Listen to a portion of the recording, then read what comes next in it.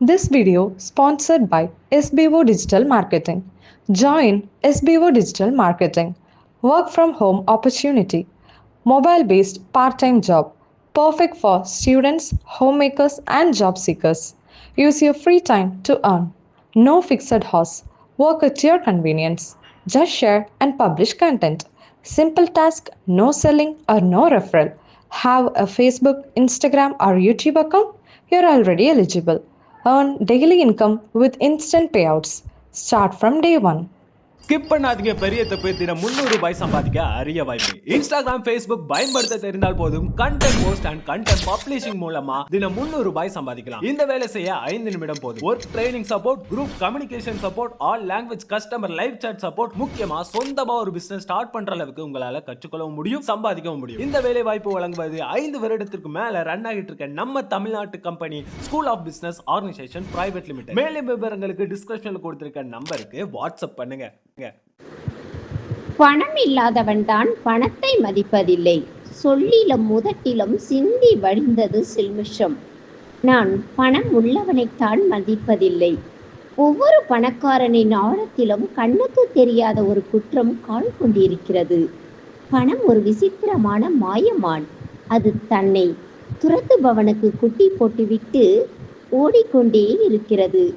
குட்டிகளில் திருப்தி அடையாத மனிதன் தாய்மானை பிடிக்கும் வேட்டையில் தவிக்க தவிக்க ஓடி செத்து போகிறான். இந்த பிரபஞ்சமே எனது பெட்டி என்கிறேன் நான். இல்லை, உங்கள் வீட்டு பெட்டிக்குள் தான் பிரபஞ்சம் என்கிறீர்கள் நீங்கள். உங்களை பிரபஞ்சமாய் விரிய விடுங்கள். பிரபஞ்சத்தை உங்களாய் சுருக்கி விடாதீர்கள். எப்போதும் வெப்பம், எதிலும் ஆவேசம், எதையும் அறிவாகவே பார்க்கும் அவசரம். இது தகாது கலைவண்ணன். நீங்கள் புன்னகையை கயற்றிவிட்டு போர்வால் தரித்திருக்கிறீர்கள். போர்தான் அடுத்த நூற்றாண்டு யுத்தம்தான். மிருக வாழ்க்கை மனிதனுக்கு திரும்பும். வலிமை உள்ளது மட்டுமே தப்பிக்கும். அன்பு, அறம் எல்லாம் அன்றில் அன்னம் பட்டியலில் காணாமல் போகும். அடுத்த நூற்றாண்டில் எவனும் சைவனாய் இருக்க மாட்டான். நரமாமிசம் தின்பான். டீ கடைகளின் மனித ரத்தம் விற்கும். இந்த நூற்றாண்டு மனமும் உடம்பும் அடுத்த நூற்றாண்டுக்காகாது. நகர வாழ்க்கை என்னும் இந்த தார்பாலைவனம் கடக்க தோள் தோள் இரண்டும் தடித்திருக்க வேண்டும். இனி வருவது போராளிகளின் காலம். மனிதர்களோடு மனிதர்களும் எந்திரங்களோடு எந்திரங்களும் தொடர்ந்து யுத்தம் புரியும். ஒளிகளின் நூற்றாண்டு. அந்த யுத்தத்திற்கு தங்களை தயாரித்து கொண்டவர்கள் மட்டுமே ஜீவித ரயிலின் அடுத்த நூற்றாண்டு பெட்டியில் ஏறிக்கொள்ளலாம். முடியாதவர்கள் இந்த நூற்றாண்டின் இறுதியிலேயே இறங்கிக் கொள்ளலாம். வாழ்க்கையின் மீது நீங்கள் மட்டுமே நிறைவேற்றிக் கொள்ளும் அவநம்பிக்கை தீர்மானம் இது. இந்த தீர்மானத்தை ஆதரித்து உயர்வது உங்கள் ஒரு கரமாய் தான் இருக்கும்.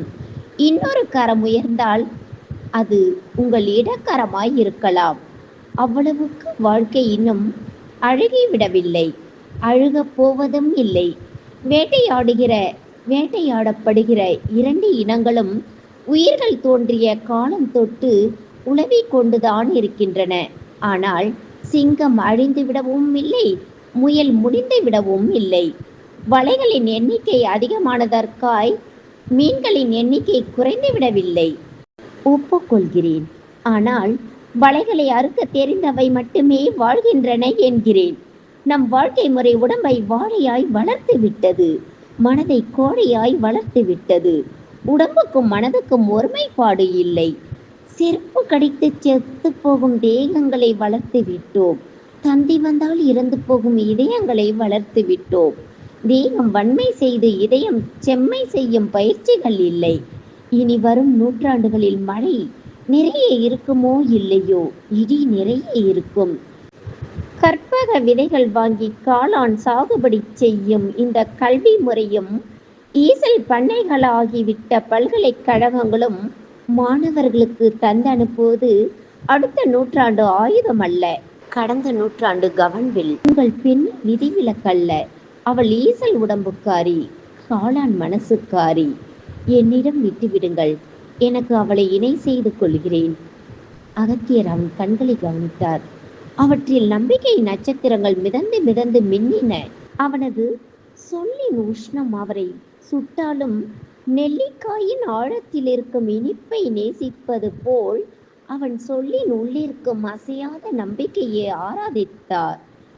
என்னது சத்தம்? என்னை விட்டுவிடுங்கள், தண்ணீரில் கொள்ளாதீர்கள், நீங்கள் என்னை நேசிக்கவில்லை, நீங்கள் என்னை நேசிக்கவில்லை. தமிழ் ரோஜாவின் கதறில் அவர்களின் காதுமடல் திருகியது. அவர்கள் கால்களால் பறந்தார்கள்.